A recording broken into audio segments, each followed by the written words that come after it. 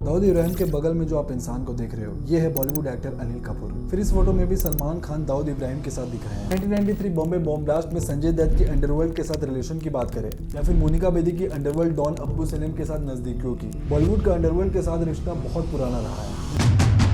फिर बॉलीवुड के किंग शाहरुख खान ने ये ओपनली एडमिट किया हुआ है कि दबाव में एक बार उन्होंने ब्रिटिश गैंगस्टर छोटा शकील के साथ बात की थी किसी फिल्म को लेकर के। फिर एक बार 1997 में अंडरवर्ल्ड के कुछ लोगों ने दिन के उजाले में टी सीरीज के ओनर गुलशन कुमार पे 16 गोलियां दागी थी, जिनसे उनकी मौत हो गई थी। और अभी रिसेंट टाइम्स में ठीक ऐसा ही हुआ जब बाबा सिद्दीकी, जिनके बॉलीवुड के साथ बहुत ही क्लोज रिलेशन थे, उनको गोली मार के उनकी हत्या कर दी गई। तो चलिए जानने की कोशिश करते हैं कि कैसे बॉलीवुड का अंडरवर्ल्ड माफिया के साथ कनेक्शन इंडिया का वर्स्ट केप सीक्रेट है। चलिए जानते हैं कि आखिर इस रिश्ते की शुरुआत कहाँ से हुई और कैसे ये आज के समय भी एग्जिस्ट करता है। Let's find out. बॉलीवुड और अंडरवर्ल्ड का रिश्ता यूं ही नहीं शुरू हुआ।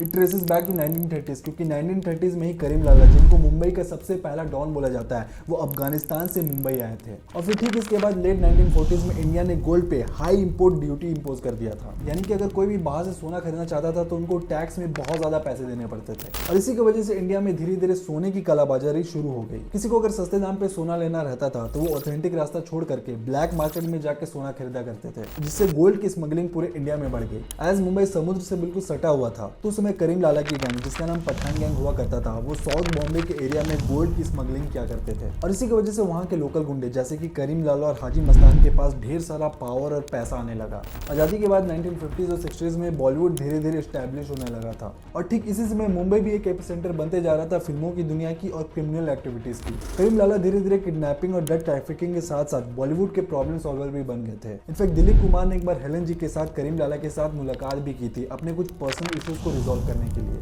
वहीं दूसरी तरफ हाजी मस्तान का फिल्म स्टार्स को लेकर के एक अलग ही फैसिनेशन था, स्पेशली एक्ट्रेसेस। इनफैक्ट वो मधुबाला को इतना ज्यादा पसंद करते थे कि आगे जाके उन्होंने जिस औरत से शादी की जिनका नाम सोना मस्तान मिर्जा था, वो भी मधुबाला की ही तरह दिखती थी। इसके साथ उनको ये बात भी समझ में आ गई थी कि अगर उनको पूरे मुंबई में अपना नाम फैलाना है, बनाना है, तो उनको इन ए लिस्टर्स के साथ उठना बैठना होगा। और इसलिए वो बहुत सारे बॉलीवुड पार्टीज में ऊपर से लेकर नीचे तक व्हाइट कपड़े पहनकर आने लगे, जिसका उनको बाद में फायदा भी हुआ। लोग उनकी क्रिमिनल एक्टिविटीज को नजरअंदाज करके उनको गरीब लोगों की मदद करने वाले एक मसीहा के रूप में देखने लगे। और फिर यहीं से हाजी मस्तान का पेनिट्रेशन बॉलीवुड में धीरे धीरे होना शुरू हो गया। अच्छा, आपके मन में एक सवाल जरूर आ रहा है कि अंडरवर्ल्ड के लोगों को बॉलीवुड की जरूरत थी, बट बॉलीवुड के लोगों को ऐसा क्या हो गया कि उनको इन गुंडों की जरूरत पड़ने लगी। Well, the answer is first post के एक रिपोर्ट के हिसाब से साल 2000 तक बैंक्स को अलाउड नहीं था कि वो मूवीज बनाने के लिए प्रोड्यूसर्स को पैसे लोन में दे, क्योंकि उस समय मूवीज को बिजनेस की तरह देखा ही नहीं जाता था। और इसी की वजह से बहुत सारे फिल्म प्रोड्यूसर्स हाजी मस्तान के पास जाया करते थे अपनी मूवीज को फाइनेंस कराने के लिए। और जब आगे जाके बॉलीवुड को एक लेजिटिमेट बिजनेस के रूप में देखा जाने लगा, तब ये माफिया लोग अपने काले पैसों को वाइट करने के लिए बॉलीवुड का यूज करने लगे। यानी कि जब प्रोड्यूसर्स को पैसे चाहिए रहते थे तो वो इन माफिया के पास जाते थे, और जब इन माफिया लोगों को अपने ब्लैक मनी को वाइट कराना रहता था, तब ये इन फिल्म प्रोड्यूसर्स और एक्टर्स के पास जाया करते थे।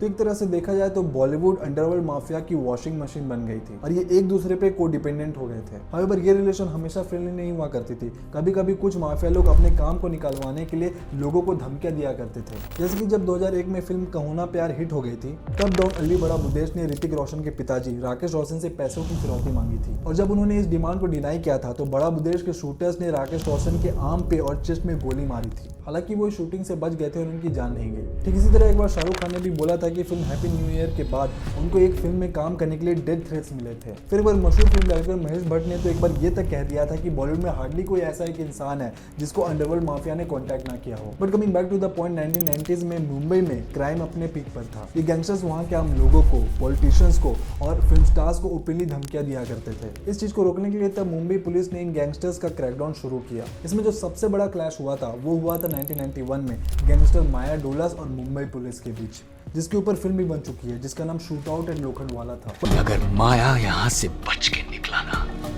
अपुन का हाथ दुबई तक पहुंचेगा। बट ये तो बॉलीवुड और अंडरवर्ल्ड माफिया के रिश्ते की सिर्फ एक शुरुआत थी। असल ट्विस्ट तो अभी आना बाकी था, जो आया दाऊद इब्राहिम की एंट्री के साथ।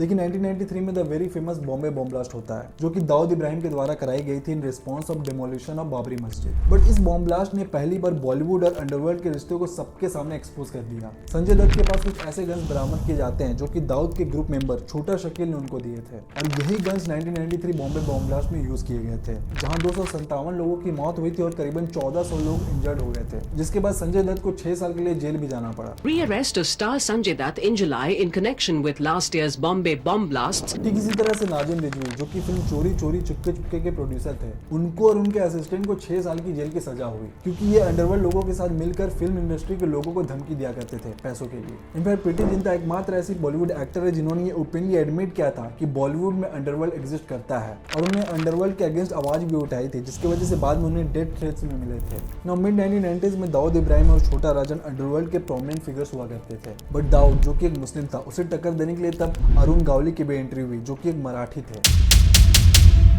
आगे जाके गावली को एक हिंदू डॉन के रूप में प्रोजेक्ट किया जाने लगा, जो दाऊद के मुस्लिम गैंग को खत्म करेगा। इनफैक्ट बाला साहेब ठाकरे ने तो 1993 बॉम्बे बॉम्ब ब्लास्ट के बाद एक रैली में ये तक कहा था कि अगर तुम्हारे पास दाऊद है तो हमारे पास गावली है। और मैं ये स्टोरी आपको क्यों बता रहा हूँ, ये वीडियो के एंड आते आते आपको पता चल जाएगा। तो मिड 1990s में हिंदू सम्राट बाला साहेब ठाकरे भी धीरे धीरे पावरफुल होते जा रहे थे, जिसे दाऊद तक डरता था। फिर 1995 में शिवसेना की सरकार पावर में आती है, और यहाँ से इन गैंगस्टर्स की उल्टी गिनती होना शुरू हो जाती है। मुंबई पुलिस के साथ मिल करके 1999 में Shiv Sena Maharashtra control of organised crime act MCO/CA को लाती है, और फिर यहाँ से एक के बाद एक बहुत सारे क्रिमिनल्स आइदर मारे जाते हैं या फिर उनको पकड़ लिया जाता था। और जहाँ तक दाऊद इब्राहिम की बात की जाए तो 1987 में ही जब मुंबई पुलिस ने उसे पकड़ने की कोशिश की थी, तो वो एक कावड़ की तरह पाकिस्तान में जाके छुप गया और वहां से अपने ऑपरेशंस किया करता था। और क्योंकि 2000 आते आते धीरे धीरे मुंबई में क्राइम वर्ल्ड फीका पड़ने लगा, तो फिर दाऊद भी इतनी इजिली से मुंबई में ऑपरेट नहीं कर पाता था, जिसकी वजह से उसका भी दबदबा मुंबई में धीरे धीरे कम होने लगा। और 2 डिकेड के लिए मुंबई बिल्कुल शांत रहा।